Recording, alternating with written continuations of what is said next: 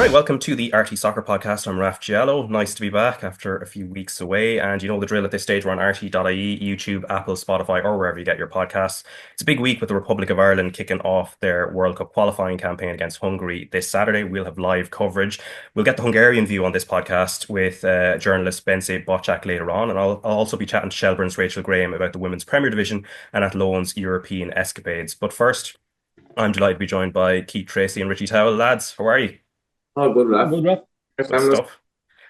So lots to chat about later beyond the international window as well, of course, because it was a historic night last Thursday, and Shelbourne and Shamrock Rovers now know what lies ahead of them in the Conference League, as both got through to the league phase, which was obviously two Irish clubs being there at the same time. It's never happened before. But before we discuss that, last Thursday the sad news emerged that Ollie Horgan, former manager of Finn Harps and until very recently assistant at Galway United, passed away aged 57 after a short illness. And Richie, I don't know how well you would have known him, and I think from the outside, I think everybody knew the job he'd done at Finn Harps and what he was doing at Galway United alongside John Caulfield. But he's like, I think the unique thing with him, he's this kind of beloved character around the league, and I imagine that would have been your sense as well.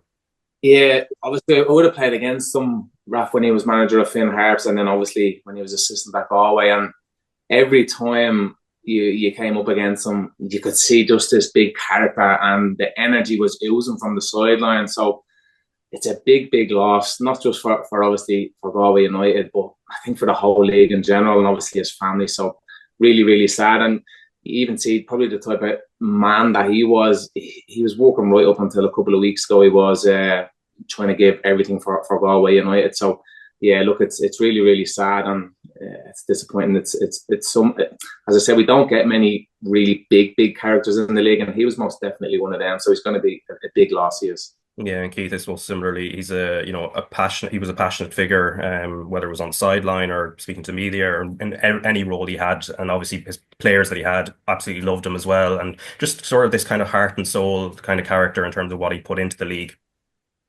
Yeah, he was. I don't proclaim to know or to have met Ollie too many times over the years. I would have played against his Finn Harp teams. I don't think I ever played against his Galway teams. But one thing you knew with Ollie, you knew when he was in a League of Ireland ground, because you would more often than not hear him before you would see him, and he's instantly recognisable as well.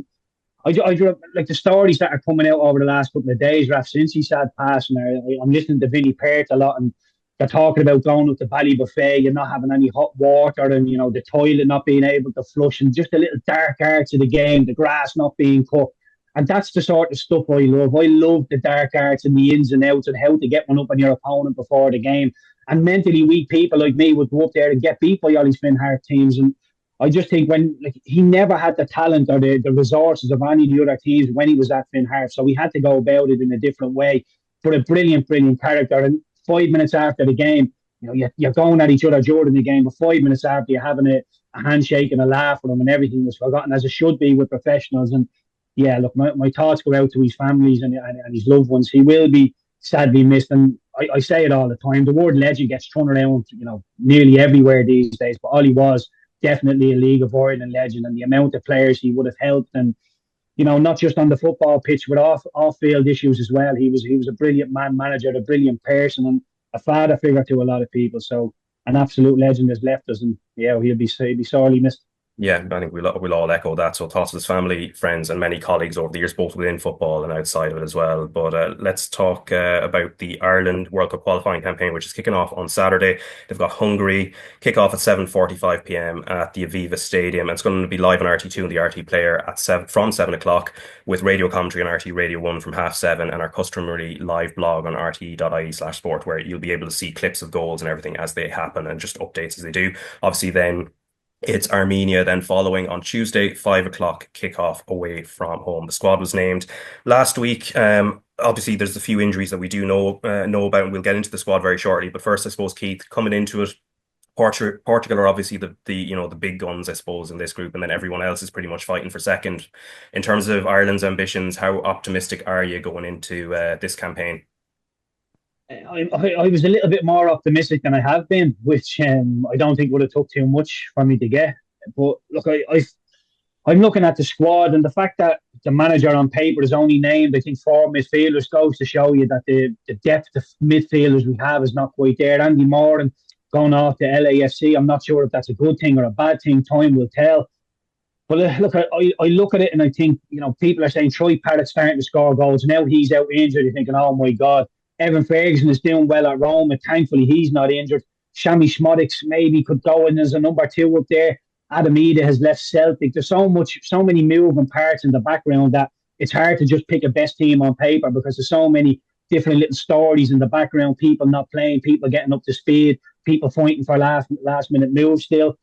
So look, do I give us a chance? I think if we can keep a clean sheet against Hungary, we have a huge chance, Raf. And look, when you've got the likes of the defenders we have with Doherty, O'Brien, Collins, O'Shea, all Premier League level defenders. I know O'Shea is in the Championship, but has been in the Premier League. So for me, keep a clean sheet, see what you can do from there. This Hungary team are a very decent team when they click, when they get going. In the Nations League last season, they had a draw against the Netherlands and they had a draw against the Germans, which goes to show you their levels are quite good, but they were both at home. They were both in Hungary. When they come to Dublin, when they've gone away notoriously, in the reverse fixture, they lost 5-0 to Germany away. They lost 4-0 to the Dutch away. So maybe there's little weaknesses on the roads that we can exploit. But look, when you look at how well Szoboszlai is playing for Liverpool, Kerkez in with Liverpool as well, the Saloi as well, who's at Galatasaray, Varga as well is playing for Vernska Varos. There's some really good players there. So it's going to be difficult. But if we can somehow keep a clean sheet, I think we have a really good chance within the 2 games to go and get 6 points. I think we need 6 points to have. Look, if we want to really have a realistic thing of finishing 4th, which I think is probably a non-starter before we even get going. But 6 points, we've got to beat Hungary at home, and we've got to take 6 points off Armenia home and away. So in this campaign, it needs to be 6 points. We just need something to get behind as well, right, Raf? It's been a little bit disjointed, a little bit all over the place, a little bit to get behind and a step back. But 2 clean sheets over the next 10 days or so would be absolutely massive. And I think gives us a great platform to go and do something in the group. Yeah, just you mentioned Andrew Moran there. Obviously, he's not really relevant to this international window because he's not in the squad, but he was one of the sort of midfielders, and I know he's quite attack-minded, that we had been kind of looking at as maybe pushing on and getting closer to the squad. The move to LA, when I found out it was happening, I was a little bit puzzled as to the move. Now, obviously, Hamer Hallgrimsson has actually come out and has been quite positive about it because it means game time, etc. But what did you make of it when you first heard that Moran was sort of going to MLS? Not even counting, I suppose, the distance that needs to be travelled as well if he were to get a call up. Yeah, I wouldn't say it baffled me, Raf, because look, if LA came in for me, I would think about it, just given the lifestyle over there. Heung-min Son is just signed there as well. So there is some decent players in and around it. But I just think you're out of the spotlight. You're madly, madly out of the spotlight. When Hamer Hallgrimsson is going around England and looking in the Premier League, the Championship, League One, and even around Europe at AZ Alkmaar in the Dutch leagues, some of the French leagues as well, I think you just get forgotten. And look, Andrew Moran might go over there and set the world on fire. And then everybody goes, he's got to get into the Irish team. It might work for him that way. But I think if he's a 7 out of 10, Raf, it probably doesn't reach our shores what he's doing. So it's a bold move. In my mind, I'm thinking, was there nobody else in for you? Why would you go out there already? Because America, for me, is not a stepping stone into the Premier League. It's more of a winding down the clock type of thing. Hence, Son going there at his age. But it has the potential to be a great move. It has the potential to be a very bad move, and we never heard of Andrew Moran again. But the fact that he was starting to whet our appetite, and Smallbone being injured as well in this campaign, we're looking thinking who's around, and the fact that he's gone has probably moved him for the time being further away from this Irish squad. But doesn't mean we won't see him again, Raf, although who knows? I have no idea if that's a good move or a bad move just yet. Yeah, I suppose it's only a loan as well, so there will be, obviously he will be coming back at some stage. But I suppose Richie, that just focusing on that midfield area as well, because that is I think the perennial issue we've had for quite a long time in terms of options. As Keith said, only 4 players are listed down in terms. Obviously, there's other versatile players who could maybe fit into a midfield. But when you're looking at who's starting there, and obviously Killian Phillips, who picked up a knock, I think, with St Mirren against Hibs at the weekend, although he still remains in the squad for now. Who are you looking at kind of starting against Hungary at this stage, from those listed or those who could also, who are listed as forwards or defenders who could actually slot in there too? Yeah, obviously, I think Josh Cullen, I think he's in really good form at the moment. Yeah, so I think he'll probably be number 1 in the midfield there. I'd probably like to see someone like Finn Harps go in a little bit more of an advanced role. Like, as Keith said, like when you're coming up against the likes of Hungary and Armenia, you're wanting to be taking maximum points. So instead of having two sitting midfielders, I'd love to see them flip it a little bit and have one sitting midfielder with one a little bit more advanced. And listen, Finn Harps is out there getting, what, £15 million move to Southampton. So I'm sure his confidence is sky high at the moment. And anytime I've seen him playing for Ireland, he's really, really impressed me. He seems to be that missing link that we haven't had over the last few years. A player that can create things, can travel with the ball. So I'd love to see him playing, I would.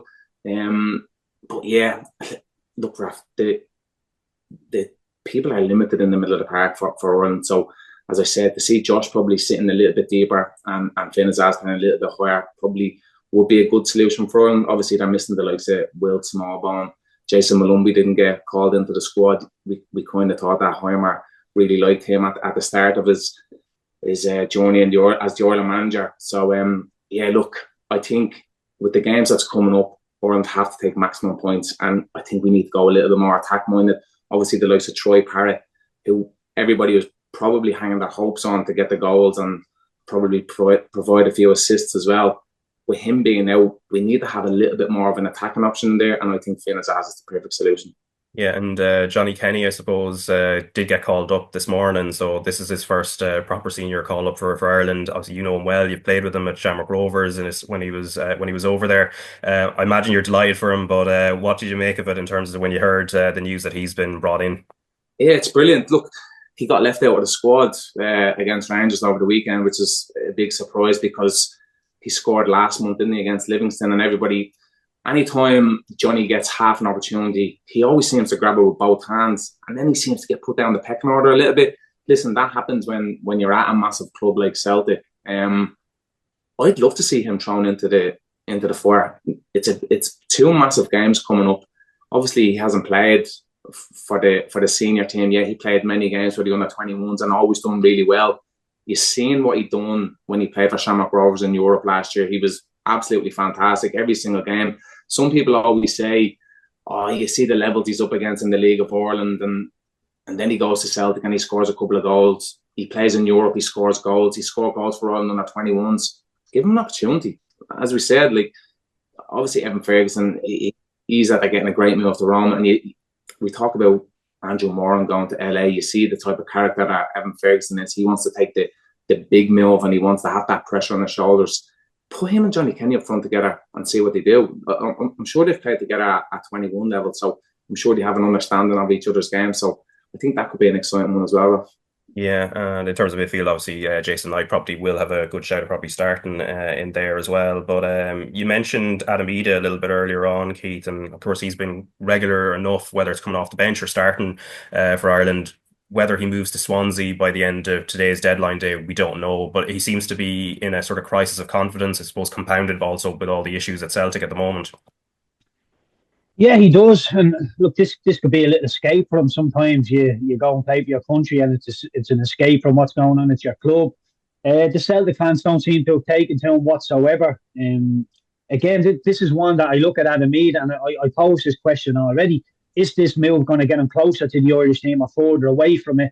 Possibly further away from it in the short term, because obviously Troy is scoring goals, Everton is doing well. You'd imagine they're just ahead of him in the pecking order. But the ace up the sleeve that Adam always had was, well, I'm playing in European competition here.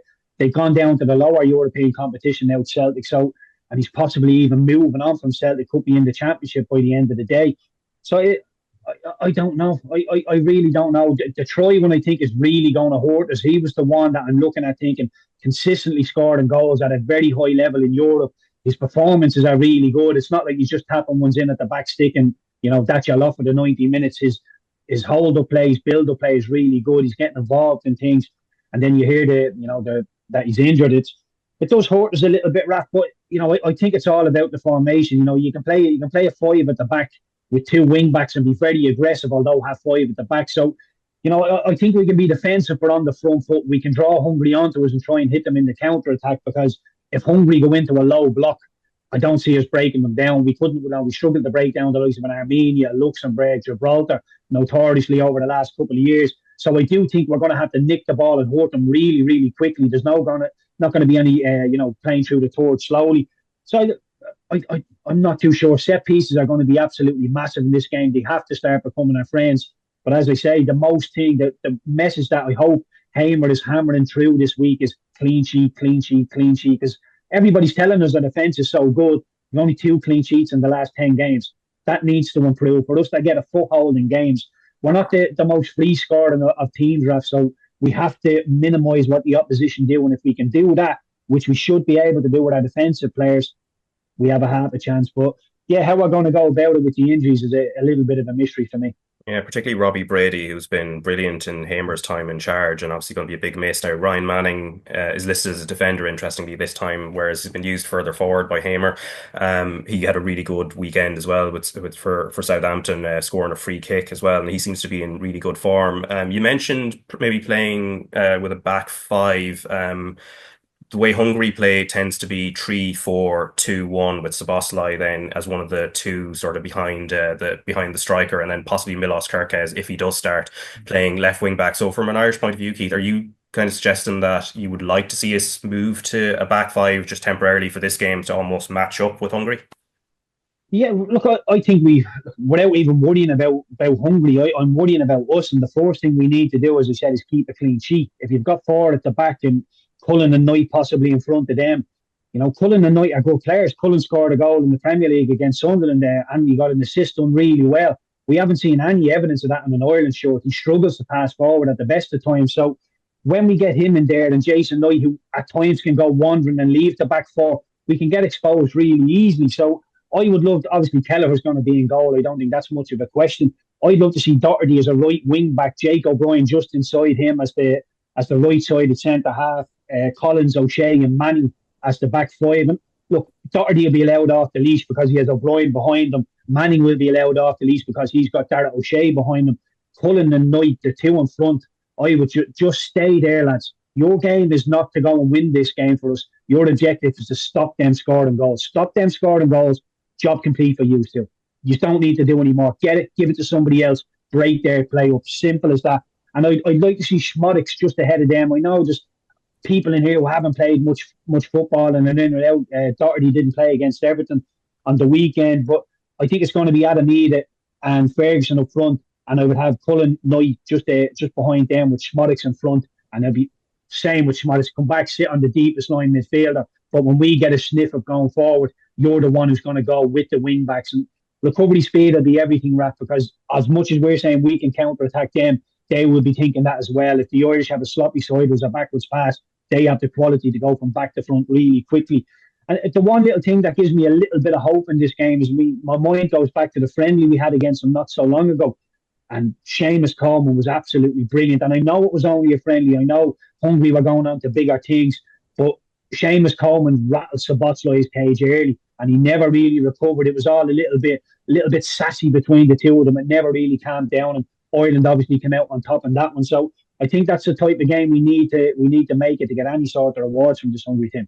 Yeah, and before we talk about Seamus Coleman, because of course he's not in the squad, and it was something, probably the big question that Hamer was being asked when he named the squad last week. I did want to touch on something else he said in the press conference, Richie, which was we would survive with 4 points, but obviously everyone is aiming for 6 if possible because there'll be 2 games against Portugal coming. But his honest view of the fact that he would be happy enough and being public about the fact he would be happy with 4 points from this window, what did you make of that? Because I suppose it's rooted in realism in one point, but at the same time, I don't know, could that feed into the players as well in terms of their mindset, particularly for the Hungary game?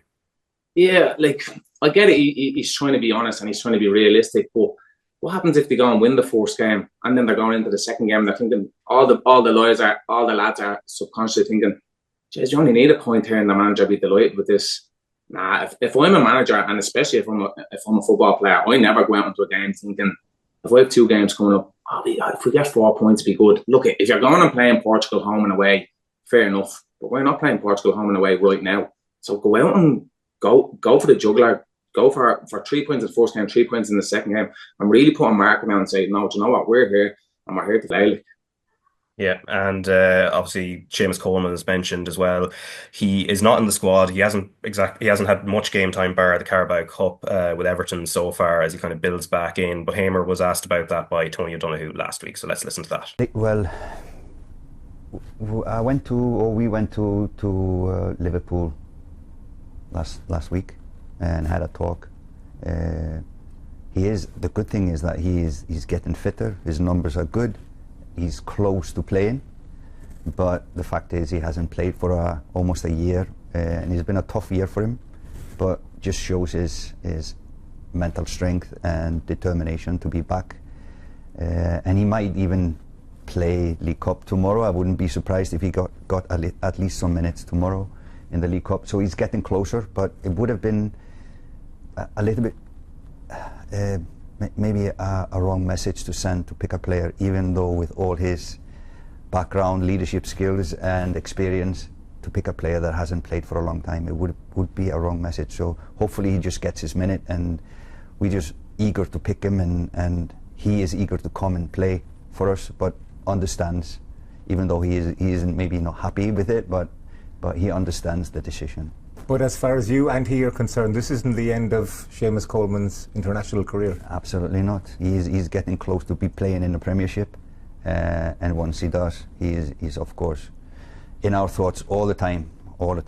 Right, so that is Hamer Halgrimsson there discussing Seamus Coleman's omission, and obviously it's not the end of his international career by any means. But I suppose the fact, Richie, when you look at the other sort of emerging leaders in the squad, so people who are captaining their clubs at the moment, Nathan Collins, Josh Cullen, Jason Knight, Darragh O'Shea, and the defender Dunn at QPR as well, Jimmy Dunn. There are a number of leaders there that are kind of used to doing that week in, week out. So maybe it is kind of mitigated in the short term.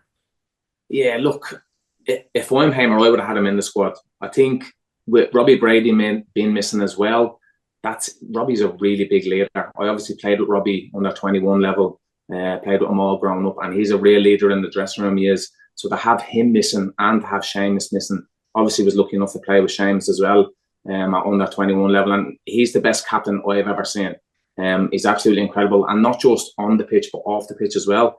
So if I was Hamer, I would have loved him to have him in, because like that, you talk about the likes of Jimmy Dunn being captain of his club at QPR now, and he's only one Ireland cap, you know what I mean? So look, we do have the likes of Nathan Collins and Darragh O'Shea who do have a lot of caps behind them, but I think if you have someone with Seamus's experience, I think it's vital that you have him in the squad. If he's not going to participate on the pitch, he will help so much off the pitch, he will. So look, that's Hamer's decision, and he's obviously going to stand by it. I think once Seamus does get more minutes into his belt and starts playing more regularly in the Premier League, he'll most definitely be in the squad. Yeah, and let's get a bit of the Hungarian view and learn a little bit about them. So something I like doing on the international breaks, which is to talk to a journalist from the country we're about to play, get their sort of view and insight. So I've been speaking to Hungarian football journalist Bence Bocsak, who's based in Wales but often covers Liverpool in depth, coincidentally where two of Hungary's best players ply their trade, and he has been published in the likes of BBC Sport and World Soccer. So we discussed Hungary, their key players, how they line up tactically, and also how Robbie Keane is doing as manager of the country's biggest club, Ferencváros. And as you probably guessed when listening into this, it was recorded on Friday, before Dominik Szoboszlai did something pretty significant, and I apologise, Keith, to even bring that up again, on Sunday against Arsenal. Bence, thanks very much for taking the time to chat to me. I suppose, first off, last time I saw Hungary properly was Euro 2024, which turned out to be a bit of a disappointment, and 10 games since, there have been 2 wins from that, and only 1 being competitive. So it doesn't look like it's particularly good, but then there's a juxtaposition, which is interesting, that Marco Rossi, the manager, who's been there for quite a while, has had his contract extended just very recently up to 2030. So it looks kind of like they've gone off the boil on paper, but then at the same time looks like it's quite stable at the same time. Yeah, it's an interesting one. I think the reason why his contract was extended was not because of recent performances, but rather what he has achieved previously. So taking Hungary to 2 European Championships, and just the way he's instilled confidence in these Hungarian players and made them do things that we didn't think were possible, like beating England 4-0, things like that. So I think it was his previous achievements that led to him, and also the fact that there's not really any other candidates who could take the role. There's no fantastic Hungarian managers who, are screaming out to be appointed. There's not necessarily any former players who've gone into management as well. So, yeah, it feels like at this moment in time, Marco Rossi is the only one really who could be the manager of the national team, and I think that's why his contract was extended, not due to the recent performances, which have been disappointing. Yeah, and particularly the Turkey game in that regard. I mean, I mentioned the 10-game run since the end of the Euros, which themselves were disappointing, but I think it's understandable to lose the likes of Germany or the Netherlands. But then the Turkey game, losing 6-1 on aggregate against what is a decent team. Turkey have a lot of talented players, but it's only a couple of years ago Hungary were beating them as well. So how has that result sort of impacted things, particularly from the media point of view? I think it's an interesting time in Hungary because on paper, which maybe they didn't look at, the other teams weren't looking at us on paper saying, oh, this is a good team. But now we've got Dominik Szoboszlai, Milos Kerkez playing for Liverpool. And suddenly it looks like on paper, well, like they got 2 players playing for the Premier League champions. It makes other teams sort of wary of us. But the reality is, which a lot of teams have found out, at this moment in time, we have one very, very good footballer in Dominik Szoboszlai, and not much else really to offer or to show for it.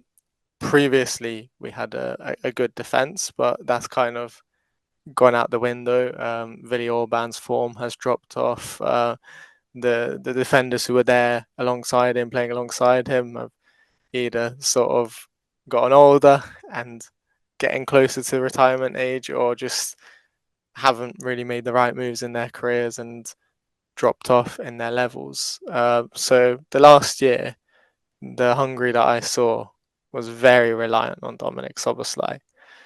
And I think all the other teams sort of notice, well, all we've got to do is take him out of the game, and then Hungary are not necessarily able to make that much of an impact. So right now, this Hungarian side is relying on Dominik Szoboszlai, who's being probably double marked in every game to produce a moment of brilliance, a moment of magic. And even against Azerbaijan, who Hungary are expected to beat, it was a really difficult game for Hungary and a tough one. Szoboszlai played brilliant, but it was a difficult game for him too because he was being double marked. So yeah, I think the best possible analogy that I could come up with is I was watching the Eurobasket yesterday, and Slovenia have a great national team, and they were playing against Poland.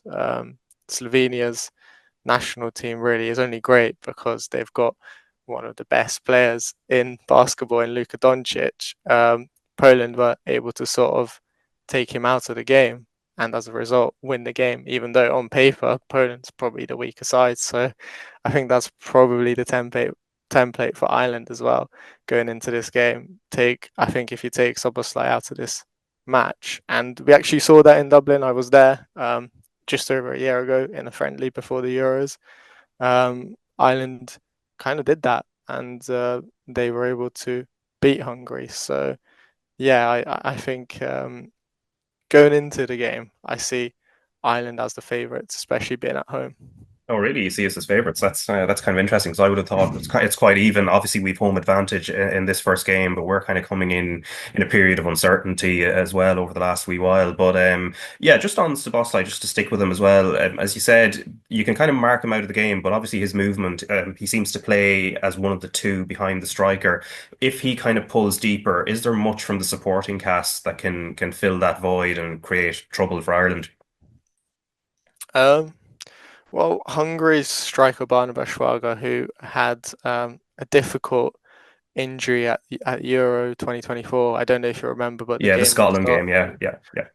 So after that injury, I think it has taken him sort of a year or so to get back to the form that he was in, he was in great form before that. Now in the Euro Champions League qualification, which has ended up in Ferencváros ultimately qualifying for the Europa League, sorry. Varga seems to be back in top form. So I think a lot of the recent games, Hungary have created chances. Szoboszlai has created chances for Hungary, but there was no one to sort of put those chances away. Now Varga is back to his top form and he's scoring a lot of goals and assisting and just playing really good football. So I think he's going to be a threat going forward. And The other player is Roland Shalai, who plays for Galatasaray. Actually plays as a right back, but he'll be playing as an attacker for Hungary, and he's quite quick. He can be a nuisance going forward. So I think, aside from obviously the obvious Szoboszlai and Kerkez, those are the two players Ireland should be sort of keeping an eye on. Yeah, you mentioned right back because it was just a few days ago, I think, and I know you follow Liverpool very closely in terms of your work and in other ways as well. But we saw Dominik Szoboszlai playing right back, which is kind of, I would have thought, alien to him. But then I think you've written a piece in the past where it actually happened at Leipzig before, where the manager at the time put him at right back, and it strikes me, you could ask a lot of other players that attack-minded, talismanic figures to go and play right back, and they wouldn't they wouldn't put in a whole amount of effort, or their egos would come into play. But he strikes me as a very different character, even the way he approached that. No, I think he's always been versatile. I think even at Salzburg, he'd play as a holding midfielder, he'd play further forward. I think he's just one of those players who loves football, and he will play wherever the manager needs him to. We've seen that in for Hungary as well. Sometimes he'd play in the pivot role. A lot of the times, actually, Milos Kerkez, as we know, he loves to bomb forward and go forward, and we've seen that at Bournemouth. So a lot of the times, Szoboszlai, when Kerkez does that, he'll fill in at left back and make sure Hungary still have cover in that area. So yeah, he's just one of those players, and I think Marco Rossi, the national team manager, I spoke to him a couple of years ago, and he would actually prefer if Szoboszlai played deep, or he could see him in an Andre Pirlo type of role. But the problem is Hungary kind of need him everywhere, and this is the point that I was sort of mentioning earlier, is like Hungary is just, at the moment, feels very much like a one-man team. They're just relying on Szoboszlai almost too much, and he needs a better supporting cast alongside him if this team are to make it to the World Cup. Now, what's he like as a personality, as a captain as well? Because often we see with national teams, the star player often gets the armband, but as we know, the way football works, it's not there's not only one leader in a team normally, or in a good team. There's leadership groups in a certain sense. But what's he like? Is he quite vocal, and how does he sort of deal, I suppose, with the attention back home as well? I think in terms of vocalness, the press box is quite high up in Hungary, so I don't know how much he communicates, but he definitely leads by example. He's a great leader in that sense. He'll make speeches in the dressing room. I think people look up to him and listen to what he has to say. And on top of that, I think one game he was sort of asked, like, Hungary was sort of struggling in possession, and in the mix zone afterwards, he said, "Oh, if that happens, I'll just tell my teammates, pass to me, and I'll take care of it.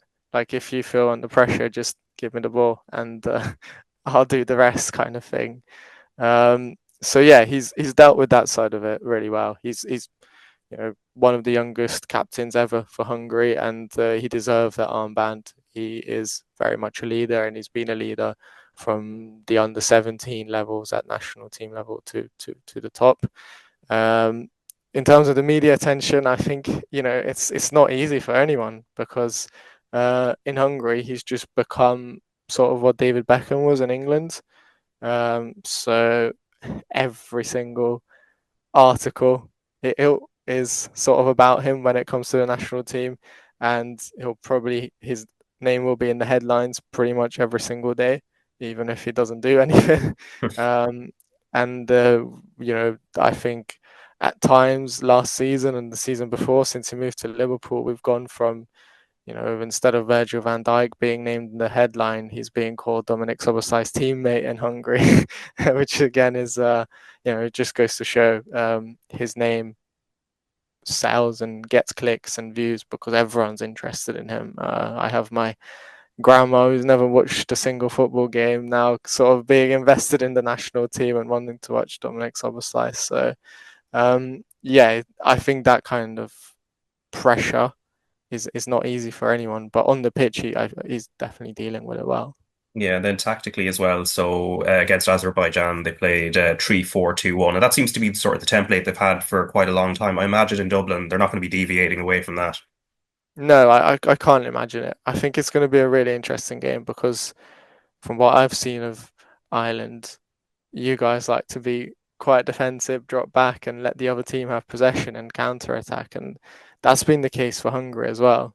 But a couple of games, they've tried to keep possession and initiate and create chances, and that's kind of been Hungary's downfall. When they have tried to do that, for example, against Turkey, it completely, didn't go well. So I would expect Hungary will go back to their old patterns, which treated them very well at Euro 2024 against Scotland. Both sides pretty much just didn't want to have the ball, and then it just turned into a sort of, scrambled mess. But ultimately, Hungary got the 3 points and got the win right at the end. So I expect a kind of similar setup going into this game. I'd be very surprised if Marco Rossi tried something different, but I also wouldn't rule it out because there is a conversation in Hungary right now whether Hungary should maybe play with a back four and maybe try to be a bit more open in terms of going forward. And the whole reason for that is because Robbie Keane has developed a fantastic creative midfielder in Alex Toth, who plays for Ferencváros. He's 19 years old. He's come on as a substitute in a couple of games, started against Azerbaijan, and he looks like Hungary's future, and he looks like someone who could take that load off of Dominik Szoboszlai's shoulders in terms of the creativity and being comfortable in possession. He had a very good Champions League qualifying campaign, and there's a lot of conversations about him being in the national team, but then how do you make that happen? How do you get him to play alongside Szoboszlai with this back three system? So there is a sort of, not necessarily a push, but a potential question mark whether maybe in this game, which is it's a massive game for Hungary, probably one of the biggest games when it comes to the World Cup qualifying campaign, maybe Rossi could change things around. But personally, I doubt it. I think he'll stick with, he's an Italian manager. He'll stick with what has worked for Hungary in the past. He's not going to gamble. But maybe later on, when we get to November and Ireland come to the Puskás Arena, maybe we could see something different. Yeah, because it is very heightened, just even the nature of this World Cup qualifying group. There's only 4 teams in it. The margin for error is much smaller than in any previous qualifying campaign. So, like, a draw perhaps isn't necessarily a bad result. A win for either side probably is a killer blow because, like, for yourselves, you've Portugal 3 days later, and you could almost feel like you're out of the running very early on if you get 2 adverse results. Absolutely, yeah, and it's going to go very quickly. But then again, it's a bizarre way this works because even if you finish second, you still have to go, I think, 2 ties to actually make it to the World Cup. So there's a playoff and there's a semi-final in the playoff and then a final. So there's still a long way to go, I think, for both sides if they want to make it to the World Cup. And I think, realistically, looking at this group, Portugal are going to finish top, and it's going to be between Ireland and Hungary who gets that playoff spot, and then it all just depends on the draw and what happens elsewhere, because if you're pitted against an Italy or something like that in the playoffs, there's no chance, and that's happened before, I think, to Ireland, and Hungary have had some tough playoff draws as well. Yeah, no, we've had a few bad memories, a couple of good ones as well, but a few bad ones ourselves. Milos Kerkez, in terms of his development, so obviously great season with Bournemouth last year, has now kind of got his big money move to Liverpool. We've seen a couple of his early games so far. In terms of his development from an international level, how is he adapted as an international caliber player? Well, that's an interesting question because he hasn't played a lot for Hungary over the last year or so. He's missed a lot of games due to niggles or, conversations around his future in June. Meant that he didn't necessarily want to risk playing it in those friendly matches, which a lot of players were, I think, the same. So yeah, it's a difficult one because I think Milos has the potential to be one of the best left backs in the world. In this system, you kind of need a lot of defensive discipline, which he needs to learn a little bit more. But ultimately, he is a world-class talent. He's got a lot of potential, and I think even at Liverpool, we've seen, okay, maybe against Newcastle, he made a little bit of a mistake, letting Bruno Guimaraes score.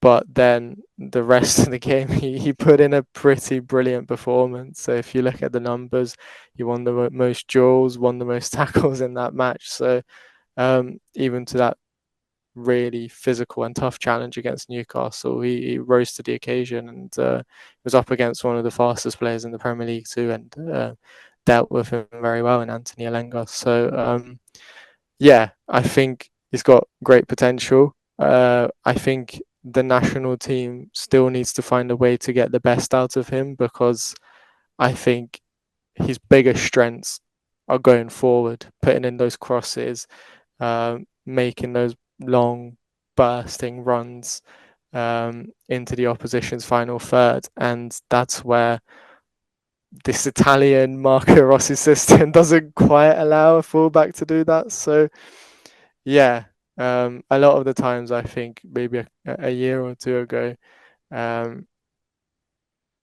Kerkez was still the backup to Zsolt Nagy, who is a more experienced left back, plays in Hungary for Puskás Academia, and he's a bit more of a traditional fullback, or a bit more controlled in the way he disciplines his, sort of organizes his defending, whereas Kerkez is more energy and more unpredictable at times.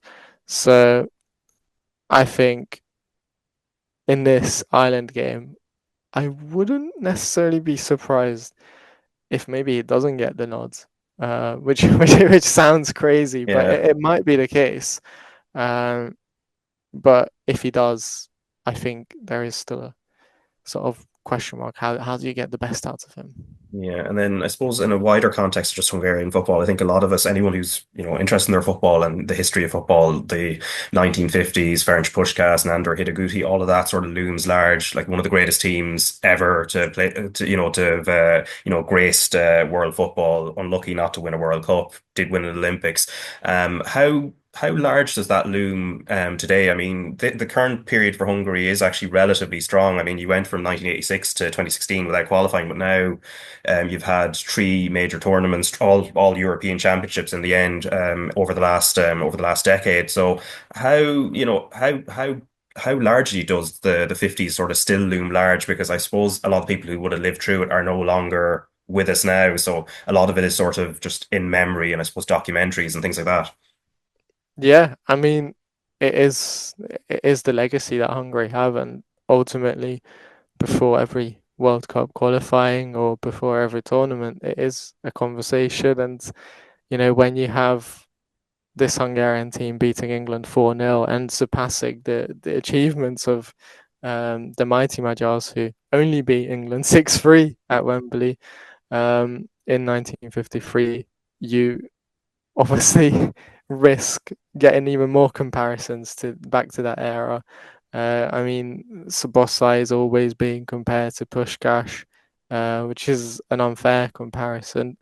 But at the same time, in terms of popularity, in terms of his trajectory in the game, potentially a fair comparison as well.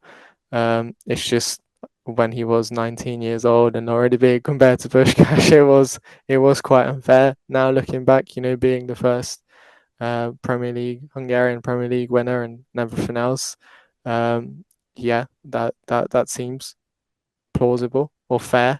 But ultimately, I think sometimes it can be a burden. The expectations that the achievements of that great team bring is unfair, because football has changed, football has evolved, and it's not necessarily a game where Hungary can be dominant. So, it's the big powers who control the sort of football pyramid now. So it's very difficult for a small country like Hungary to break into those top sides.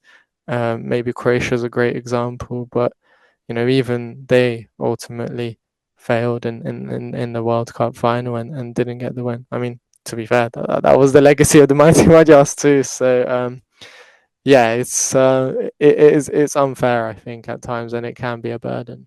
Yeah, and you mentioned Robbie Keane earlier, obviously, our national team record goal scorer and now manager of Ferencváros since January. And he kind of had that 6 months where he took over mid-season and then led them to the title where they just overtook Puskás Akademia towards the end, wins the 36th title. But how would you view his first bit of time in charge? Because obviously just in the last few days as well, they've just been knocked out of the Champions League in the playoff round. I watched both legs. I was kind of very curious to see what his teams would look like. But what's the general sense of Robbie Keane at Hungary's biggest club?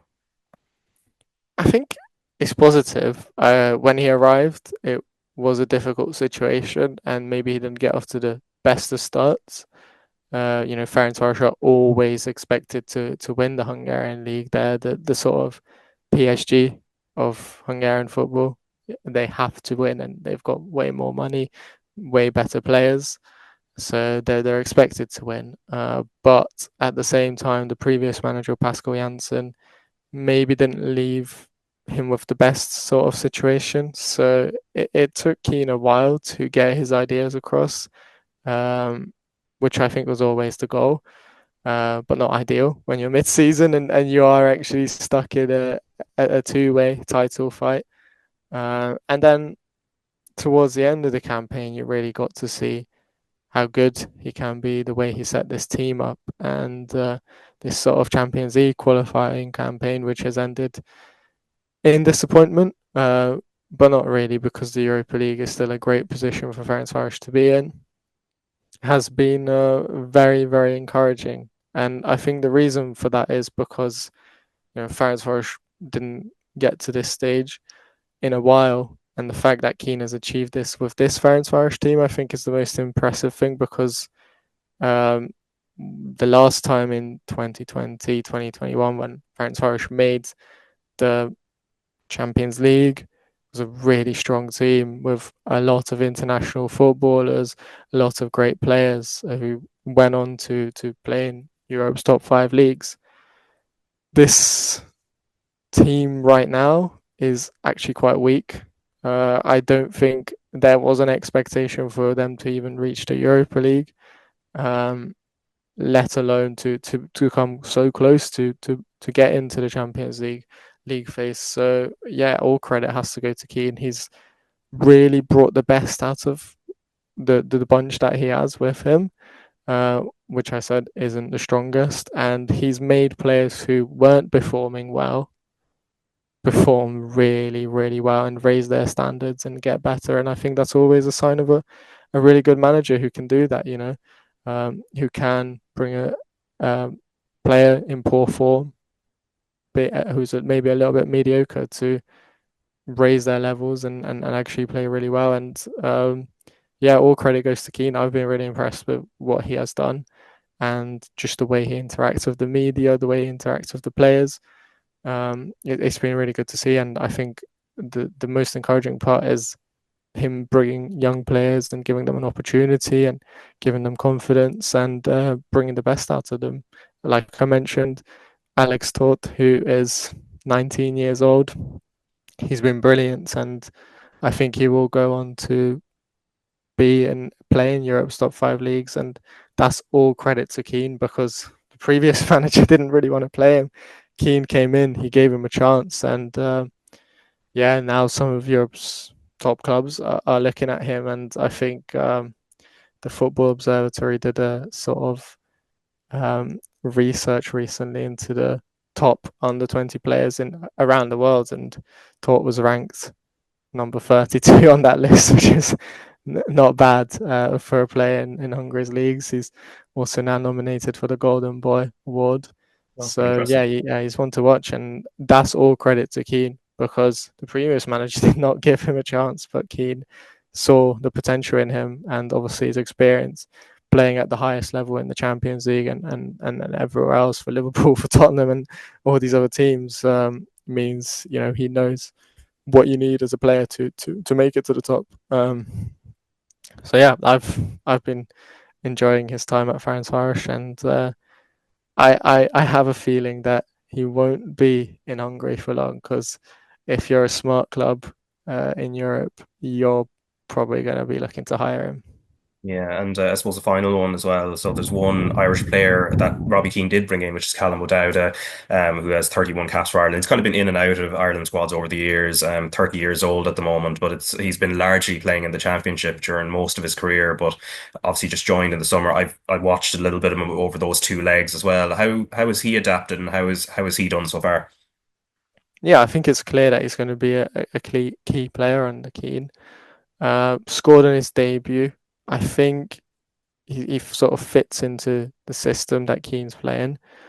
Maybe not necessarily the most attacking fullback, but he does definitely, put in a defensive shift, and he's good in the defensive side of the game.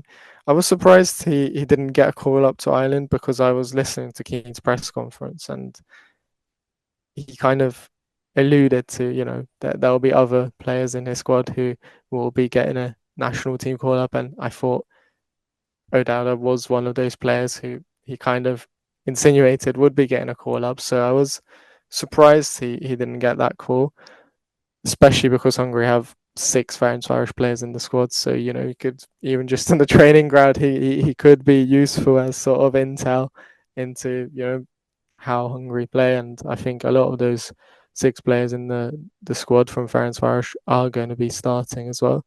So it was a bit surprising to me that he didn't get the call up, but I'm sure if he continues to produce in the Europa League, he'll have a chance to be selected. And if he plays, puts in the same level of performances as well.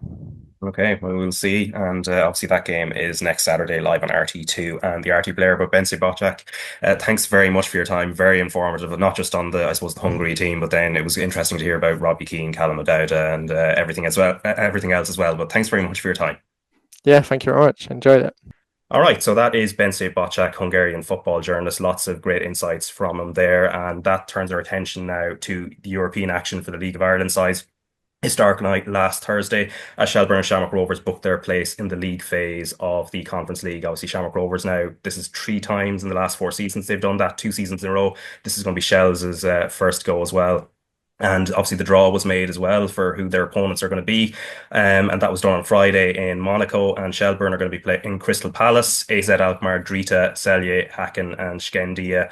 Half of those at home, half of those away. Shamrock Rovers are playing Shakhtar Donetsk, Sparta Prague, Celje, AK Athens, Hamrun Spartans and Breidablik. And in terms of the dates as well, because those were confirmed over the weekend. So for Shelbourne, the Crystal Palace game is on the 11th of December. That's at home as well. So Troy Pirate and AZ Alkmaar, they'll be hosting Shelbourne on the 27th of November. Shamrock Rovers, on the other hand, their fixture against Shakhtar Donetsk is actually on the same night, the 27th of November. And then a couple of weeks before that, they're playing AK Athens as well away from home. So that's a nice trip for the fans as well to get away from. And then when you think about the finances, 3.87 million each for just going into the league phase, which is obviously going to be transformative for both clubs. But Richie, even thinking about Thursday night as well, they had 2 tasks. So Shelbourne against Linfield, they'd done half the task in the home leg, 3-1 in the game, I think, where the VAR and the refereeing seems to be the biggest talking point, and then going up to Windsor Park. And on the other hand, Shamrock Rovers, a great result away at Santa Clara, which is almost off the coast of Africa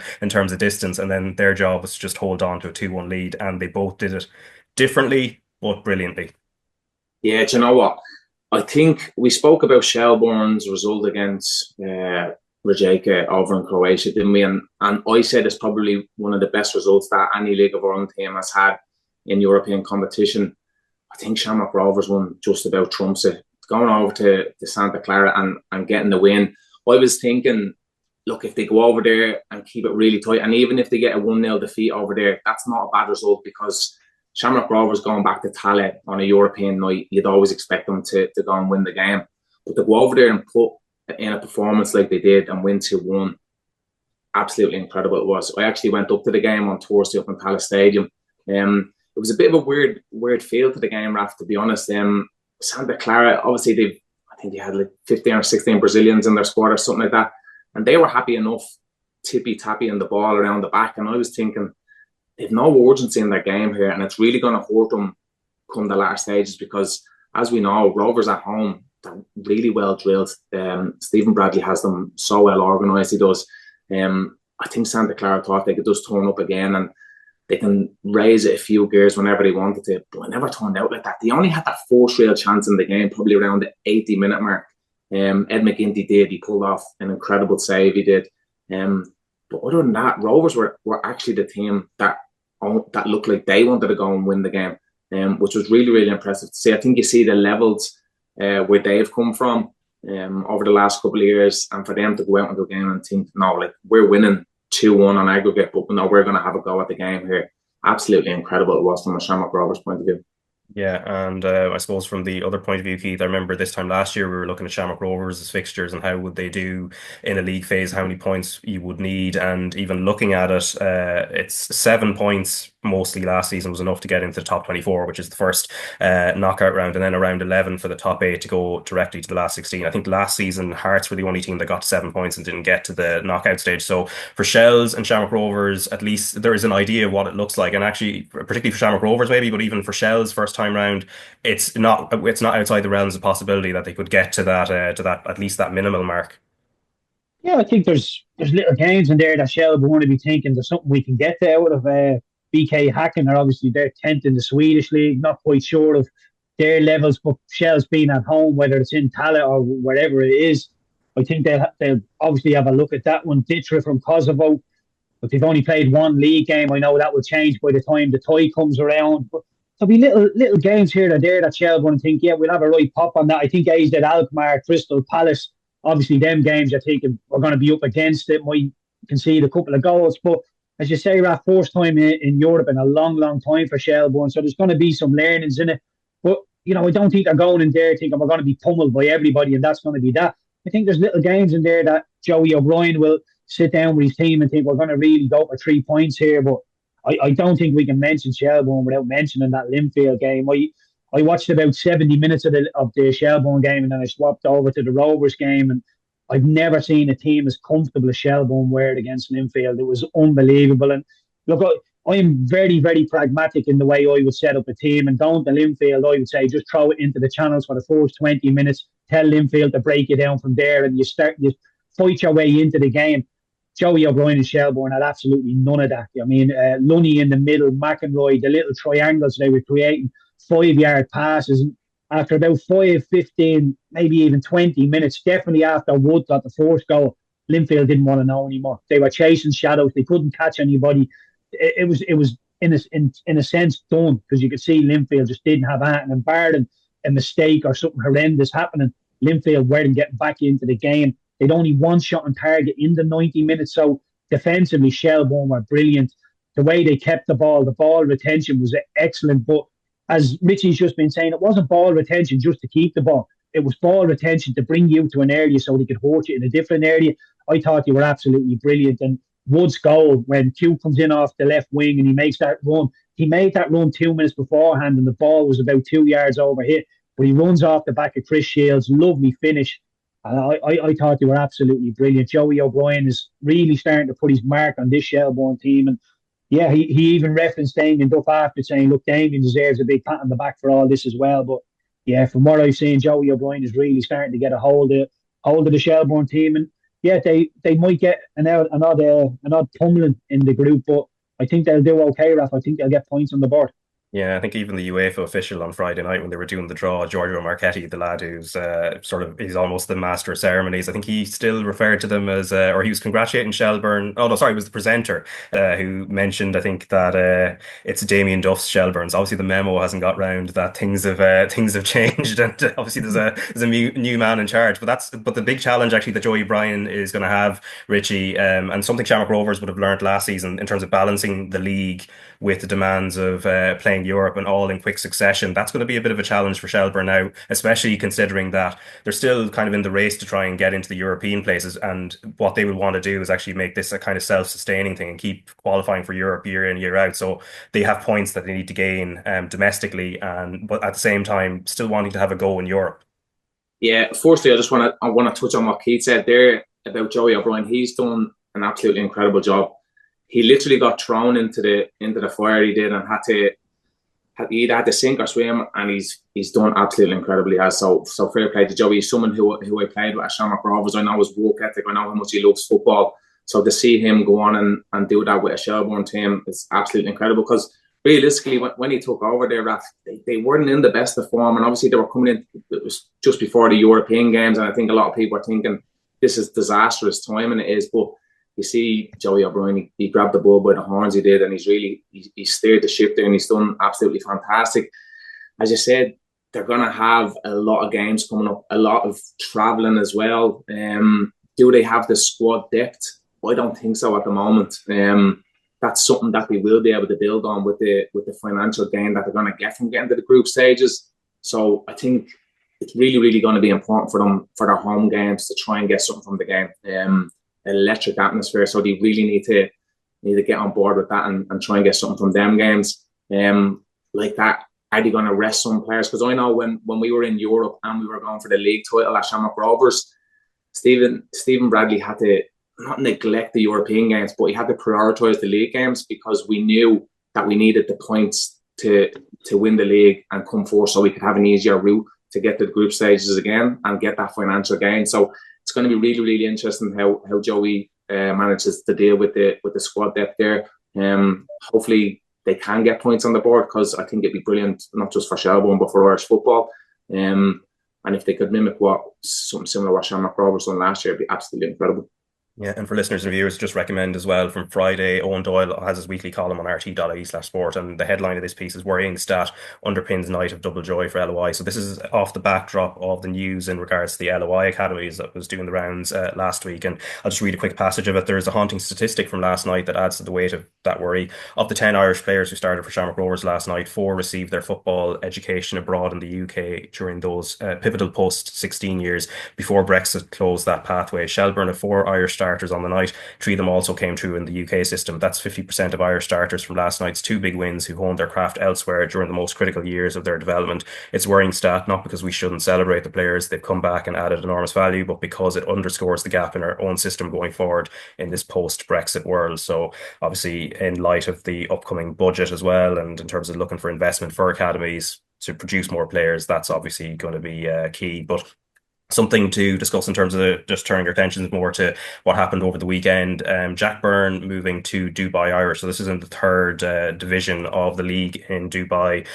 Richie, what did you make of that move? Just, I suppose, considering where he's at in his career and his age, and obviously everyone knows his ability as well. It maybe comes as a surprise to some people, but obviously everyone has their own choice to make in terms of what they want to do. But it's short term, obviously, up until the end of the year, and then he will look at options beyond then. But what did you make of it when you heard the news first? Yeah, let's be realistic. It's a crazy move. It is. I actually spoke to him right after it had been announced, just to see if they needed any more midfielders over there, since I'm retired now. So unfortunately, he didn't have any insights for me.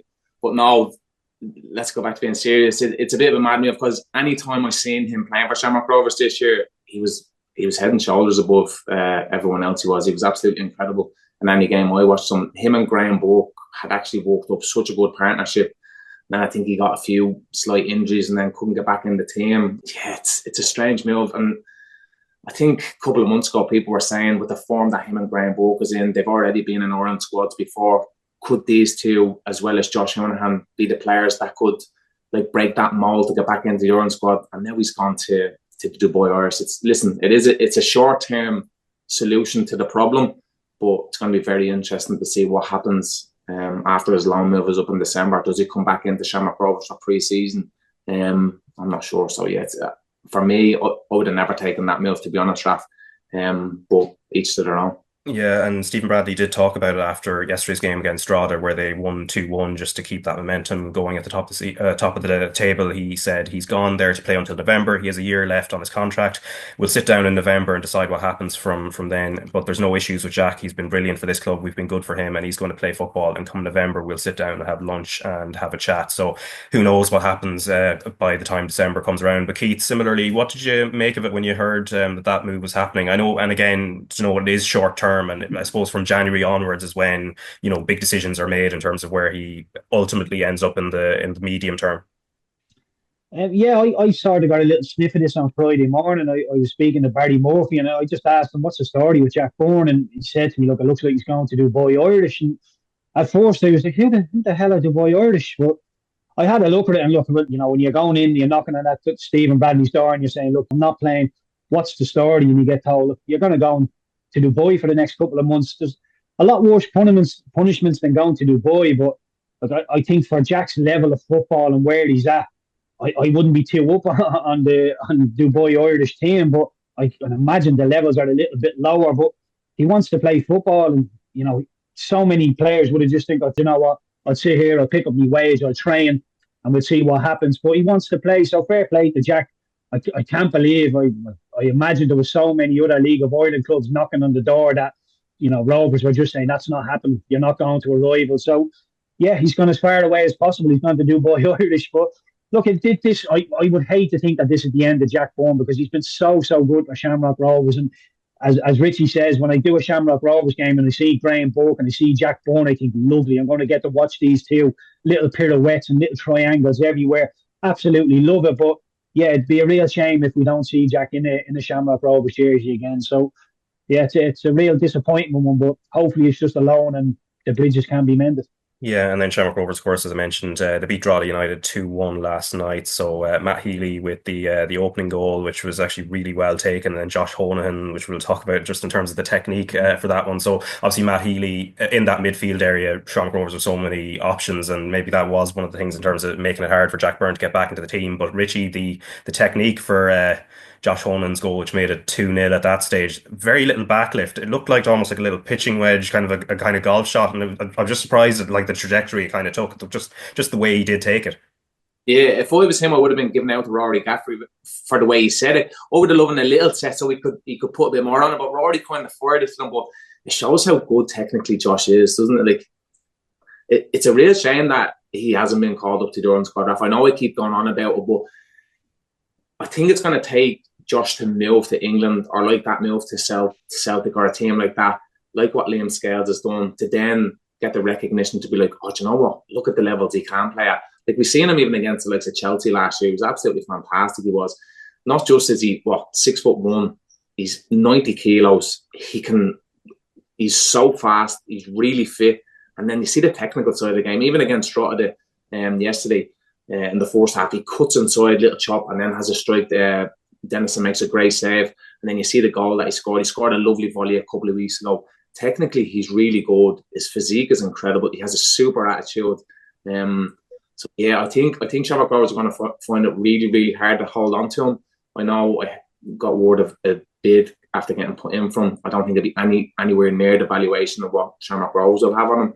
When you see the likes of Victor and that going for 2 million, Mason Media going for nearly 2 million as well, I think they'll be wanting a lot more money for Josh because you see the levels that he's at, not just one or two games, every single game. Yeah, who's the club in question in terms of the bid? I think I heard Lincoln had put in like a €400,000 bid from him. I'm not sure how true that is, but I don't even think that'd be a great move for him, to be honest, Raf. I think with the level that he can play at, I think he can play in the Championship, no problem at all.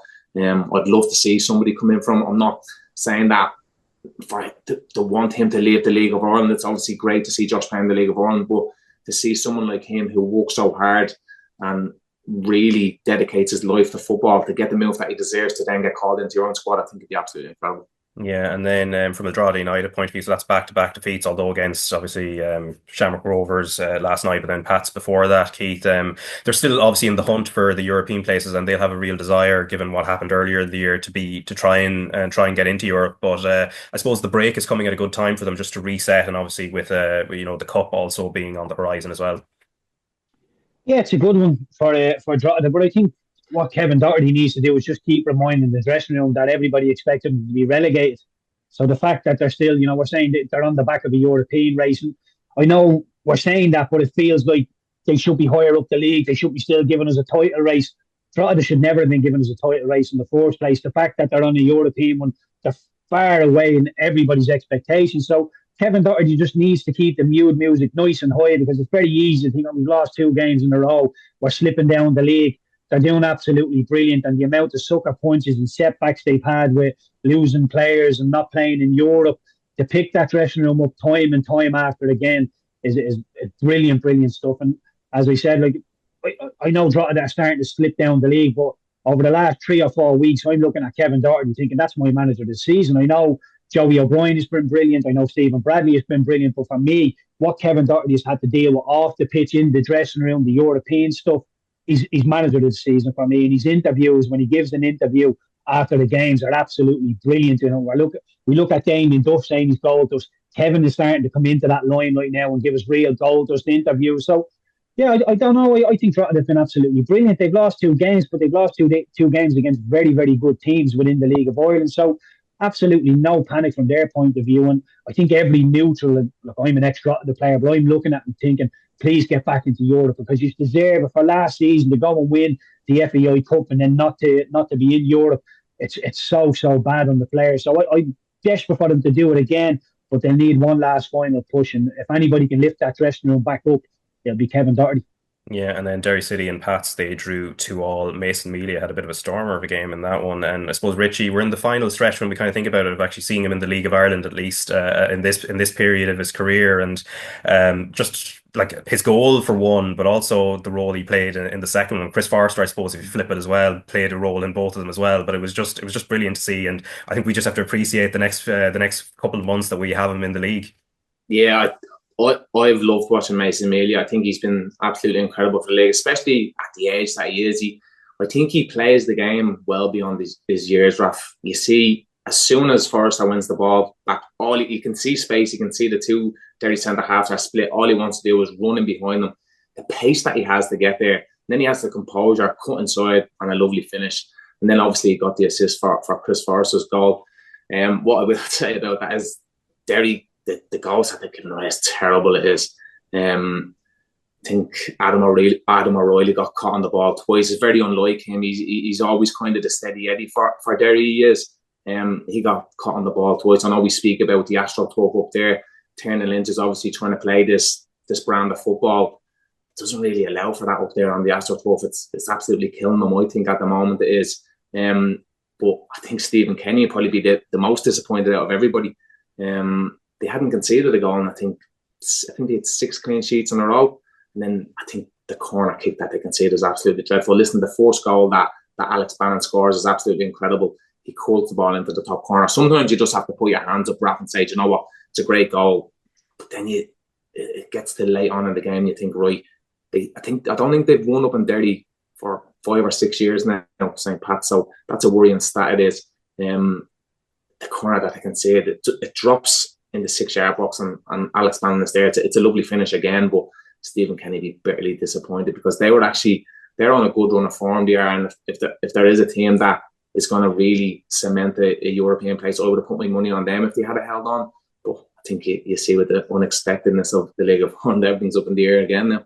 Yeah, and there's that thing, Keith, of like a couple now with the results that Bows had against or up in Sligo Rovers, where it was a 0-0 draw at the weekend as well. So Derry and Bows, who've been kind of they're the ones occupying the European places right now. They just can't seem to just pull away from the rest. It's good for the neutral, I suppose, but for those 2 clubs, I think they would have wanted to kind of stamp their mark down right now and try and make it as hard as possible for the chasing pack behind them. Yeah, well, I think this has been the problem with Derry over the last 2 seasons at least. They had a real opportunity to go on and kick on and win the league last season, with Shamrock Rovers being off the pace and Shelbourne starting to stutter. You're looking at Derry thinking, go on, you can go and win the league this season, but for one reason or another, they just couldn't do it. They haven't got the consistency. As Richie said, I'm sick to the back teeth of speaking about the pitch up there. I don't think it helps anybody, and it's annoying me speaking about it all the time. But the one thing that, I put myself into Stephen Kenny's shoes, and I think, what would I be worried about in that Derry dressing room? There's only Michael Duffy. He's the only one that I would speak to other people about, saying this is who you need to worry. He's the one. Keep him under wraps. He'll be all right. And as Richie said, he'll be absolutely fuming, Stephen, because although Derry had the ball, they were knocking it around. Pats were quite comfortable out of possession. They were absolutely fine. And when Forrester goes and wins the ball, plays Mason through, it's a 2v1. Connolly recovers 2 straight towards the goal, and he comes inside Sam Todd. Brilliant from Mason, and the second one is excellent to wait on Connolly to come to him. He knows Forrester is providing the overlap and run. To play that in is lovely, but again, Derry getting caught in bad areas of the pitch. And look, if you're Adam O'Reilly, you're probably saying, "Oh, but the Astro tough, I got caught under my feet and this and that." Don't play in them positions. Don't get caught. Don't give anybody a chance to catch it in them positions. And sometimes when you go to Derry, it's just about playing the conditions. It's not about being sexy. It's just about winning a game of football, because the Astro pitch up there is not conducive to good football. But Pats have started to show signs of coming to life after Europe, and people are saying to me, "Oh, isn't it brilliant that they might go and hunt in Europe?" And I go, "The horse is bolted." A lot of people have said they could possibly go and win the league, or at least give us a title race. They come out of Europe, the league is done and dusted, and all of a sudden they're catching fire, and people are saying, "Are you on board now, Keith?" And no, I'm not. Like they're getting better. They've kept clean sheets, for starting to score goals, but I'm not on board because the horse is bolted. Well, we've no title race, and Pats have been fairly poor up until now. So look, Raf, they could go and win every game until now, but they're not going to catch Shamrock Rovers, so we're not going to get a title race out of it. So ultimately, Pats have been quite underwhelming this season again, and it's just little bits. You look at them and you think, with the 6 clean sheets, when you put these little things together, you're thinking, Pats have it. They have it. They can go and challenge. But the little inconsistency, Mason is obviously very young. There's 1 or 2 other little flair players. Keane Levy is a brilliant player, but doesn't always come to the party. Chris Forrester's been in and out of the team. Grogoski and Hoare, not sure who's supposed to be playing there. It's sort of chopping and changing. Solberg, McClellan as a left back instead of Breslin. It's all a little bit choppy and changing, but he seemed to have found a formula there to get results. And hopefully now that draw, the last minute draw against Derry, hasn't knocked the wind out of him. But I'm not sure about that Alex Bannon first goal, to be honest. If the centre half's taking balls into the 18-yard box and flicking them into the top corner, they should be over in the water playing in the Premier League. I think he's hanging that to the back stick, Raf.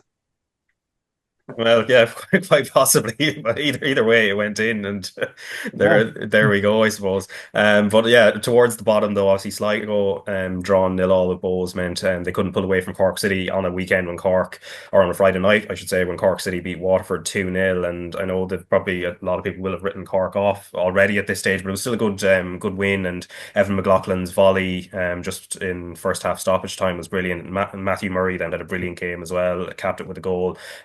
Second half then had to come off after a knock, and then had a really good interview actually on Virgin then when he was named man of the match as well. But obviously Cork's chances are still kind of limited, Keith, in terms of the where they are in the table, how many points they still have to catch up before they even think about maybe catching Sligo or Galway or even Waterford a little bit further on. But the use of young players has been kind of interesting, just as their results have been improving in terms of what Jaron Nash is doing. So there's probably an added benefit here in that even if they do end up going down, that might be a benefit to them next season in terms of giving experience to some of these young lads like Murray, who was really impressive on the night.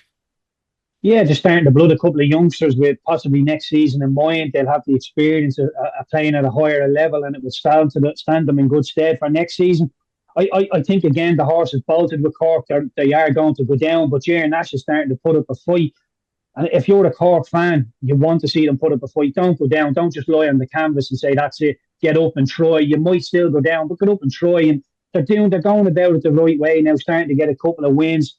Evan McLaughlin's volley was lovely to go through a host of bodies to get your knee over. That was a really good finish. The Murray goal as well. It was handed to him on a plate, but it was a smart little finish.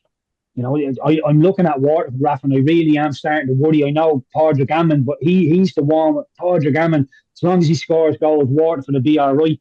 They're only 4 points off Sligo on 9th now. And when you look at the 7 games that Waterford have left, they've got Bohs, Shamrock Rovers, Shelbourne, Drogheda, Derry, St. Pat's and Galway. Don't see them picking up an awful lot of points between there and the end of the season. So they're going to have to do something. They're going to have to keep Sligo at arm's length. They're going to have to keep Cork any sort of Cork resurgence at arm's length, but they don't want to get into that playoff place either. They've been so comfortable for so long that it feels like they've stood still, and all of a sudden they've looked over their shoulder and thought, oh God, they're going to catch us. They need to start winning games. And look, 6 points in the next 2 games will put everything to sleep really, really quickly. But as I say, Bows and Shamrock Rovers up next. It's going to be tough for Waterford. But yeah, from a Cork point of view, it's better. They're showing little bits, but yeah, I think it's too little too late for them. Yeah, Cork play Galway on the 26th of September. Before then, they have Shamrock Rovers at home and St. Pat's away, which are going to be 2 really tough games. But I suppose just on Waterford, Richie, as well, they had a lot of chances in the first half against Cork, but their defence has been a little bit leaky as well, which is kind of like the issue. But I think it's compounded by the fact Andy Boyle had to pull out of the game just before it, which probably does throw the cat among the pigeons as well, obviously with his huge experience, and I know you know him quite well, and maybe it makes it a little bit difficult in terms of you've done all this prep and then suddenly it's kind of thrown out the window a little bit. Yeah, well, genuinely, Raf, I'm actually really concerned about Watford. They've conceded the most goals in the league, so they're not a little bit leaky. They're very leaky. They are. I think they've conceded 50 goals this season, which is absolutely crazy. I think most teams that would concede that amount of goals would most definitely be in a relegation battle, and they're after getting sucked into it. As Keith said, I thought they were pretty safe a couple of weeks ago. As I said, they have the likes of Padraig Gannon too. He could be the one that could get the goals to save Waterford. But I think you see even the second goal that they conceded, it's absolutely awful. I've seen them doing it so many times this season where they're just giving teams goals and you just think, you're not going to get away with this, you're not. Especially down in Turner's Cross. Cork, to be fair to Cork, they're absolutely fighting for their lives, and Keith touched on it as well. I still think they have way too much to do to get out of where they are, but they're not lying down, and you see the young players that are blooding through, which is absolutely fantastic. But yeah, as we go back to Waterford, I'm really fearful for them. The game against Galway, I think that's going to be kind of a do or die game for both of them, because I think Sligo actually have a little bit too much in the attacking options, like of Hikiki, Eldon, Waweru, Fitzgerald. These are really exciting players that can grab a game by the scruff of the neck and really get goals. But you look at Waterford and you're probably relying on Padraig Gannon. You look at Galway, since Moses Dyer is gone, they don't really be looking to anybody. They don't. So I'm really fearful for them 2 teams. So it's going to be very interesting to see how that game pans out when they play against each other. Yeah, we'll see for now. But anyway, we won't get a chance to talk about the first division, unfortunately, this week, just with time pressure. But Dundalk still 6 points clear, Cove Ramblers at the top, but only after coming through a thriller against Kerry, which they won 3-2. So don't go away. I'll be joined by Shelbourne's Rachel Graham now, and we've plenty to discuss. But Richie and Keith, thanks very much for your time, and hopefully we're talking about a good performance and a good result on Saturday against Hungary before they fly off to Armenia. Oh no, we're not going to talk about the Bournemouth result, no? We only throw in the Arsenal loss. We don't talk about the Spurs loss. Shocking that is, Raf. Yeah. Look. I'm clamping down on Premier League chat unless there's obviously Brentford. There is an Irish angle at it there. Oh yeah, no Premier League chat. Just a little poke at the Arsenal fans, and then we'll back out. Actually, just on Brentford though. Actually, you're one, Keith, but the other, in terms of Keith Andrews, 3 games so far, 2 defeats. What did you make of it so far? Of how his team has done? To be honest, Raf, I was really, really fearful at the start for Keith with the amount of players and Thomas Frank leaving the building. I felt there was going to be a hangover. Jordan Henderson coming into the club. Is he mobile enough? Is he robust? Is he going to give them what they need in the middle of the park? The first game, they weren't great. The second game, when he went and got the win, my mind was at ease a little bit, because what I seen, the triggers, they look comfortable enough. And look, I don't think the scenario has changed. If Brentford can finish 4th bottom this season, I think they would take it. I still think there's 3 worse teams in the league than them. I wasn't too sure about that at the start, but it looks like Johan Vissit is going to leave. I believe Newcastle have thrown in a 55 million bid and he will leave. That's probably the best thing for everybody now, because it's a tricky one if he doesn't leave, trying to reintegrate him and all that stuff. So yeah, I think once the window closes, we can really start getting an evaluation of that Brentford team. But yeah, I have to say I've been put at ease more than I was at the start of the season. All right, so that is the Premier League chat done and dusted there, Keith, as well. So the digs at Arsenal are over. But let me tell you about Bournemouth. Anyway, Keith and Richie, thanks very much for your time, and we'll chat soon. Cheers, Raf. Thanks. All right, delighted to be joined now by Shelbourne's Rachel Graham. Rachel, what's the crack? Long time no chat. I know, it's good to have you back, Raf. Yeah. I've had my pre-season over the last week, so I'm sort of like warming in things now. And part of that pre-season has actually been watching games, and that was Athlone Town, first in the Champions League qualifying rounds, and that sort of came to an end. But then there was the opportunity then to try and play in the inaugural Women's Europa Cup, which they have achieved over the weekend. So last week, obviously, you had previewed the match against Breidablik in the Champions League qualifier.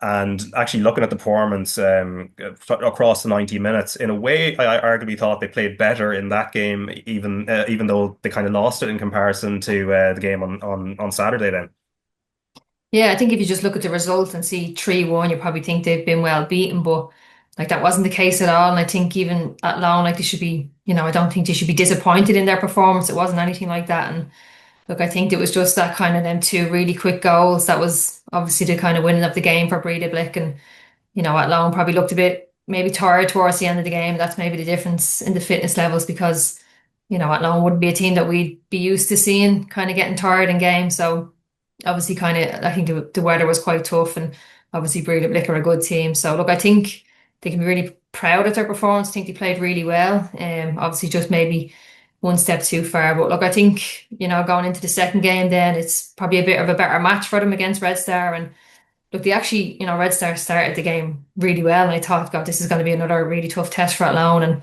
they scored then probably against the run of play, I would say. And that just kind of seemed to shift the game almost. And first half then pretty even. And then second half, I think Athlone were the better team and just, weren't under a lot of pressure and kind of got the job done, seeing it out. So look, I think even if they had won the first game, maybe I don't think they would have beaten FC20. I think that would have been too much of an ask. So I think to get to the Europa Cup was probably the best outcome they were going to get anyway. So look, I think overall should be really proud of how they performed. It's great for the league. They're now going to face Glasgow in the Europa Cup first qualifying round, and seeing online if they win that now, Ireland will get 2 places in Europe for next year, which is, huge for the league to from where we've come from. I think what was it, 15, 16 years of the league, and to see it grow so much. So look, they're doing themselves really proud. The club, the players, they've all performed really well, and even for us here at home, they're doing great stuff for the league as well. yeah, and even going back to the Red Star game, obviously that's the third place playoff in that Champions League second qualifying round, and as it was a one-off game, as you mentioned, Red Star actually started a little bit better. They seem to be quite a technically good side in many ways, just maybe lack a bit of punch at either end. But it was just the press seemed to work out once they got that first goal, which actually came from it as well with Maddie Gibson, and then obviously Kelly Brady as well. And then that seemed to be the thing that Athlone really hung their hat on in the first half. Yeah, and look, that's one of Atlone's strengths is how quick and powerful they are. And look, Kelly Brady up front, I'd imagine she's probably the quickest player in the league. She just covers ground so quickly. So, I think the keeper probably, maybe made a bit of a mess of the clearance. And I know they were a really young team, and that probably showed a bit as well. So, like you said, look, they were a really good technical team. I thought after the first 10 minutes, I thought Athlone were going to be in for, a long slog of a match, but in fairness to them, they turned it around. And look, the keeper obviously does, give them a bit of a chance, but you still have to go and finish it. And they just powered on from there. But look, Red Star, I think they were quite a young team. You could probably see a bit of naivety in one or two things, like even, Athlone had a disallowed goal from a corner and they sent 2 players out and none of them followed. And the next corner they do the exact same, no one follows. So there's probably a little bit of naivety there and maybe, lack of experience in these kind of matches for them. But look, in fairness to Athlone, it's a tough game for them, but they absolutely put it past them without being really challenged in that second half. Yeah, and then the first qualifying round of this inaugural Women's Europa Cup. So the first leg of that first qualifying round, it's going to be the week of the 10th and 11th of September. So not very far away now, only kind of a week and a half. And then the second leg the following week as well. And I think, as you said, it's great for I suppose clubs from countries like Ireland where there are these growing opportunities in it. But in terms of Glasgow City, what chance do you give Athlone against them in a two-legged tie? And obviously, from a Glasgow City point of view, there's a few Irish players there as well. That some of them you'll know quite well. Yeah, look, to be honest, I do give them a good chance. I think they've got a good draw again. And look, Glasgow, I think in the last couple of years, they're not like when I kind of hear Glasgow City, you just think of that really dominant Scottish team. They won the league, I think it was like 10 years in a row or something silly like that. And at one stage, we're getting to the quarter-final of the Champions League, but I don't think they're as strong as they would have been when they were reaching them kind of achievements. But look, they've lost a couple of players. Their captain has gone. Like she had nearly 300 appearances for them, and then their player Megan Foley left. She has over 200 appearances for them. So they have lost a lot of experience. And look, they started their league well this year. They've 2 wins out of 2 games, but I don't think they're going to be anything that Athlone should be really fearful of.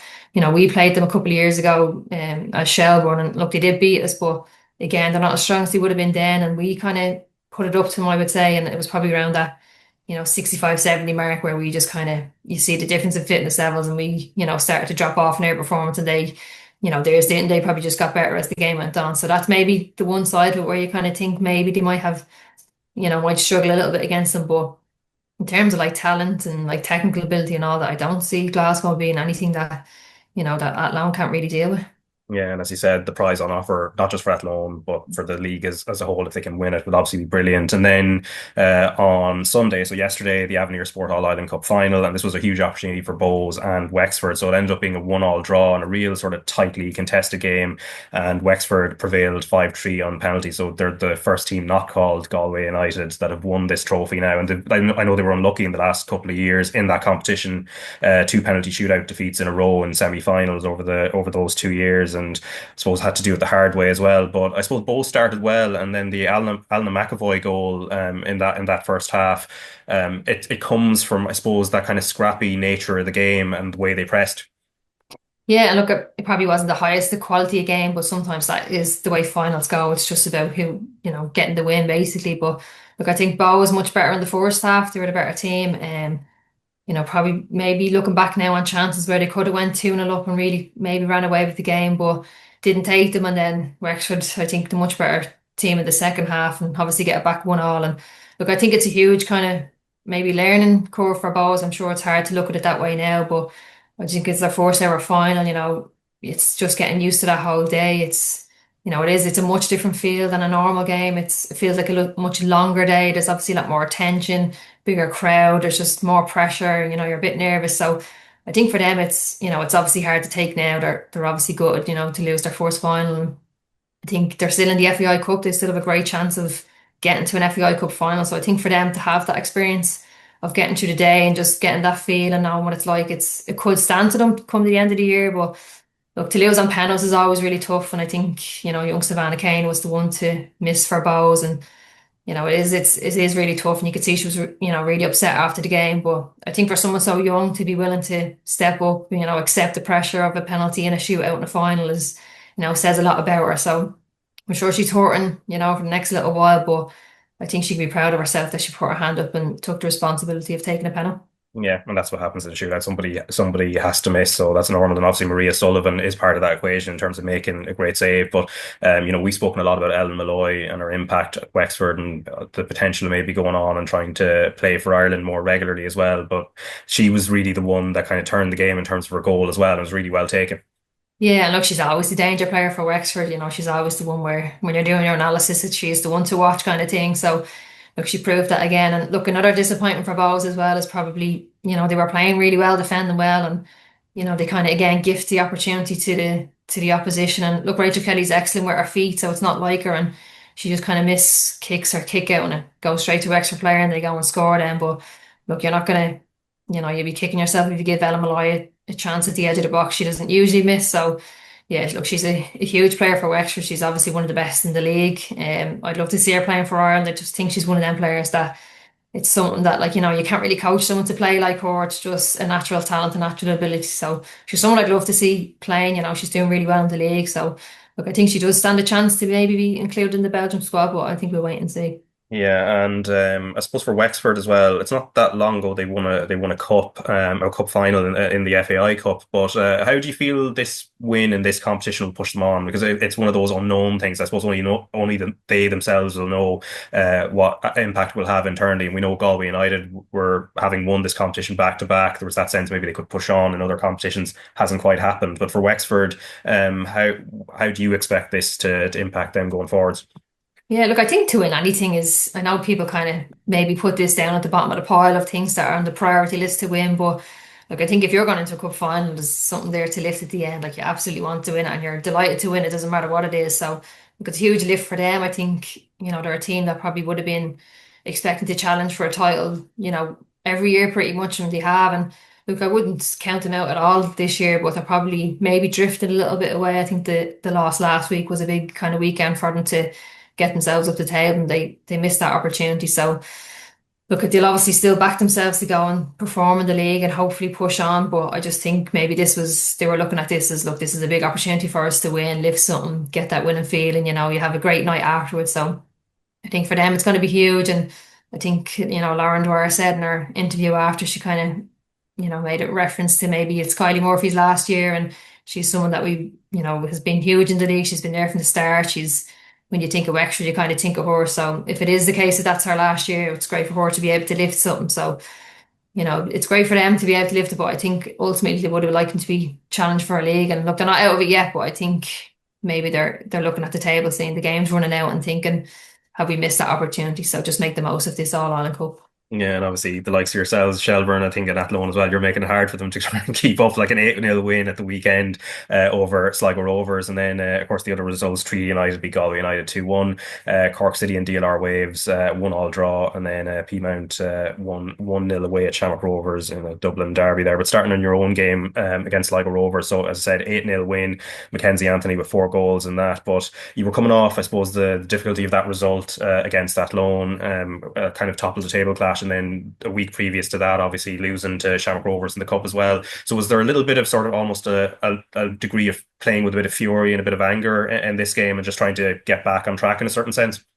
Yeah, look, obviously we've had 2 tough defeats, like you just said. So, that was really tough for us to take as a squad. But, it's just the kind of same story. It's like you can't feel sorry for yourself. You still have a chance of winning the league. So the way we're looking at it now, we only have the league to focus on. So it's one game at a time. And obviously coming off the back of 2 tough defeats, hard to take defeats. We were never going to take this game lightly, and that's the way it worked out. And look, Sligo obviously having a bit of a tough year as well, and we were obviously off the back of 2 tough defeats and wanting to get back to winning ways. So we were, giving it everything we had, and obviously proved to be the case. Mackenzie's gone a couple of games without scoring, so it's brilliant for her to get, even just on the score sheet, but to get 4 goals, I think it'd be huge for her confidence. So a really good win for us, and I think probably it was a great opportunity for us to get young players on the pitch. A few players came on, young Hallie Harcourt made her debut. She's only 15, and she's going to be a special talent. She comes on and scores. She's now the youngest scorer in the league, so brilliant for her. All her family was there, and a big huge cheer coming from the crowd when she came on. I think she's from a big family, so brilliant for her. It's obviously great for us to have these young players coming through, but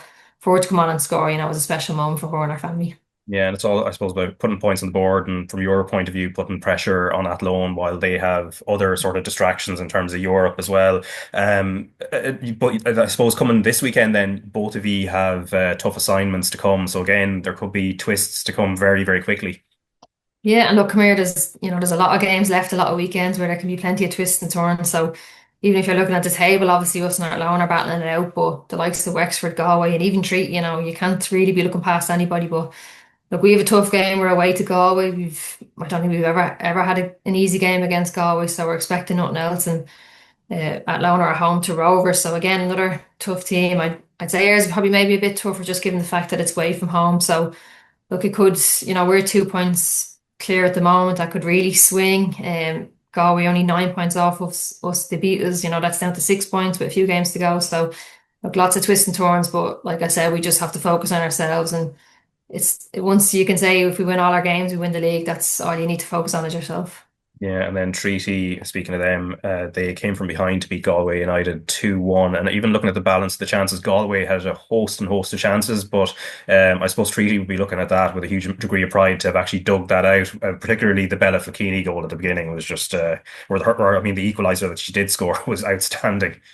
Yeah, and look, she's probably scored a few of them this year. She's kind of been one of the standout players in the league. And even with Treaty, this is the best season they've ever had. Even the points they have now at the moment is the most they've ever had in any season, and there's still 6 games to go. So for them in themselves, it's been a brilliant season. They're in an FAI Cup semi-final, a great chance of getting to a final. So for them, it's been a brilliant season. But yeah, I think you're right. I think if Galway are looking back at the game and looking at the chances that they missed, and look, that's what football's about. That's how you win games, is taking your chances. And if you don't, you could be punished up the other end. So I think even the penalty gave away, they're probably a bit disappointed with it. It's just probably a bit needless, I would say. So even that in itself, for that to be the winning goal is a tough one to take. But look, the only positive is you are creating chances, and another day you might take them. So I think probably a tough one coming away from them. But I think in terms of the performance, it wasn't, a really bad performance. Yeah, and then Ellen Dolan's the one who made the difference for Peamount at Shamrock Rovers, so floating a shot over Summer Lawless. But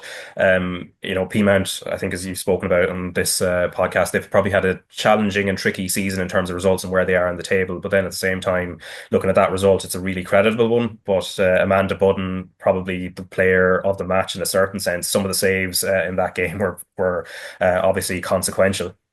Yeah, look, obviously Ellen Dolan's maybe the one you look at, she's got the goal, but I think Amanda Budd deserves huge credit for that win. She was excellent, made some really crucial saves. And, I was only with her 2 weeks ago. We were out for a few drinks as friends and stuff. And she was saying, like, the win they had against Cork was the first clean sheet she's kept all season. So she was disappointed with herself. And, she's had two in a row. So maybe it's the bit of confidence she's getting from getting a clean sheet, gives her that little extra kick and little extra bit of confidence to make these brilliant saves. But yeah, she was huge in the game for them. That's 3 wins in a row now for them. And before that, they hadn't won a game since May, and now it's 3 in a row. And they're probably playing Waterford this weekend, which is probably, you would imagine, another win for them. So I think, like we said, a team that's been so used to challenging for titles and only won the league 2 years ago, it's probably been a really kind of frustrating and challenging season for them in terms of that. So look, it's obviously too late for them now to go on probably win a league or challenge for the league, but I just think the motivation now needs to just keep being like, keep winning the games,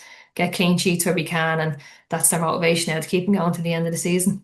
Yeah, and then just one of the other goals for anybody who's watching or listening to this, the Abby Brophy goal for DLR Waves against Cork City as well, well worth the entrance fee as well. But before we go, the WSL over in England is kicking off, and obviously there's going to be a lot of Irish interest. And even looking at it, Katie McCabe at Arsenal, Anna Patton, Aston Villa, Caitlin Hayes at Brighton, Courtney Brosnan at Everton. There is a small clutch, probably a smaller clutch than what we've often seen in the past in terms of the number of players there, but still a lot of key players at a lot of key clubs.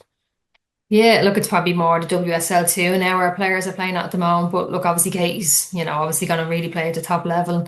We have the other ones there that you mentioned, but I think if you're looking at the bulk of our squad, majority are in that WSL too. And I think the positive thing is the players that we were talking about being released from their clubs have now all found clubs, which is ideal. And I think the only one left now is Megan Campbell. So I'm not sure whether she's, if she's going to get a club or not. She announced that she was part of a coaching staff in Bolton. So for me, that's maybe, are you looking at your retirement now? And I don't know if she's kind of waiting to see if she gets a club or if she's just holding out till after these Belgian games to see if she's in the squad. Maybe after that, is it going to be her retirement? But yeah, I would imagine it's going to be coming pretty soon. If not before Belgium, it might be after them games. But look, huge. And I think, Jess Sue is the most recent one that's been announced as getting a long move to Bristol. And look, obviously she's a huge player for us. She's one of our best talents we've ever produced, and off the back of it, a really tough injury in ACL, year-long injury. So look, I think it's a good move for her. I think if she had to stay at West Ham, her playing time would have probably been very limited, I would say. And